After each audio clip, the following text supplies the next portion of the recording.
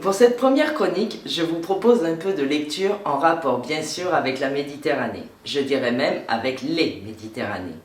D'abord un ouvrage de Sampiero Sanguinetti qui est paru aux éditions Albiana et qui s'intitule « La Corse entre clanisme et nationalisme », un bouquin passionnant qui nous permet de revisiter certaines idées reçues. Le clan, tout le monde connaît en Corse, mais il en va de cet archétype négatif de la vie insulaire comme d'autres. Qu'il s'agisse de mafia, d'omerta, de magouille, chacun en parle et nul ne prend la peine de s'interroger sur sa réalité, sa définition, sa forme, ni a fortiori sur son impact, ses évolutions, ses liens avec la société corse, l'économie et la culture de celle-ci. Ce qui semble pourtant incontournable pour penser le clan et éventuellement le combattre. 3 axes de réflexion ont retenu l'attention de l'auteur dans cet ouvrage. Le premier est consacré aux prémices des clans à la fin du XVIIIe siècle et retrace leur constitution, leur influence et leur collusion avec les pouvoirs nationaux successifs jusqu'au XXe siècle, que ce soit par le jeu du parlementarisme ou celui des sièges ministériels. Le second s'attache à situer idéologiquement les prises de position des représentants des clans dans les grands débats nationaux et à évaluer leur impact local.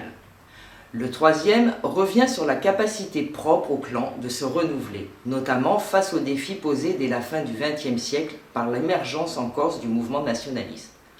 Comment mesurer les effets de la diversité imposée par la démocratie moderne, nationalisme, mais aussi écologie ou extrême droite, sur la vie réglée depuis des décennies par les clans?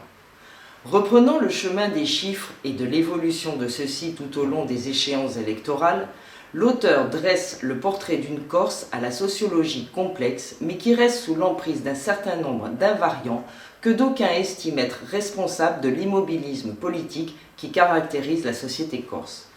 Passionnant et de lecture très agréable, grâce notamment à la plume alerte de Sampiero Sanguinetti, qui est journaliste et essayiste. Il a notamment été l'un des pionniers de la télévision locale avec FR3 Corse et Viastel. Membre de la Ligue des droits de l'homme, il participe depuis de longues années aux nombreux débats de fond qui agitent la société corse. Dans un domaine totalement différent, nous avons également retenu un recueil poétique de Stavros Zafiriou intitulé « Difficile ». C'est un livre sur la difficulté qu'éprouve la langue à interpréter la réalité d'aujourd'hui, les phénomènes de violence, la xénophobie, le racisme, la flambée des nationalismes. Comment exprimer la force d'un poème où le drame le plus banal, celui des migrants de Lampedusa, donne essor à une composition où l'auteur examine les crimes de l'histoire, l'hypocrisie qui les couvre et l'indifférence qui les ignore. Après vers, où Stavros Zafiriou poursuit sa version poétique de l'histoire en faisant l'esquisse d'une culpabilité collective où se reflète la violation des valeurs de l'homme. Enfin, nous vous proposons de découvrir le numéro spécial de la revue Méditerranée dont le thème générique est « Au sud du nord, la ségrégation dans les villes méditerranéennes ». Les villes méditerranéennes occupent une place particulière dans le débat sur les liens entre ségrégation urbaine et mondialisation. En effet, dans les années 1990 a été avancée la thèse d'une résistance méditerranéenne aux transformations socio-spatiales de la ville. Et de fait, les villes méditerranéennes constitueraient un modèle hybride entre nord et sud, caractérisé par une ségrégation sociale atténuée. Longtemps restée sans validation empirique, cette thèse est aujourd'hui revisitée et complexifiée par des travaux récents qui montrent la baisse de la ségrégation résidentielle dans certaines villes sud-européennes, mais aussi les formes originales qu'elle peut prendre par ailleurs.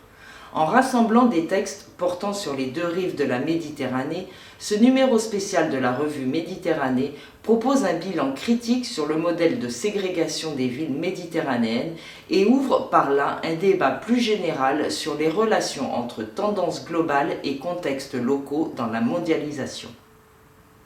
Pour terminer, nous vous recommanderons une conférence qui sera donnée le mardi 15 septembre à Marseille dans le cadre du cycle organisé par Euromed à 19h précise, Villa Méditerranée à Marseille.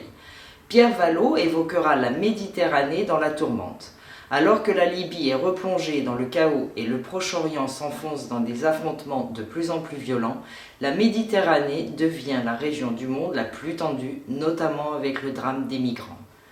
L'année dernière, Pierre Vallot attirait notre attention sur le fait qu'il fallait se pencher sur les arrière-pays, le fameux hinterland des géographes.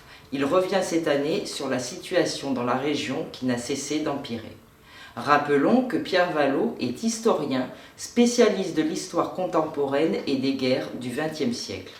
Cette conférence est ouverte au public, moyennant un droit d'entrée de 10 € payable sur place.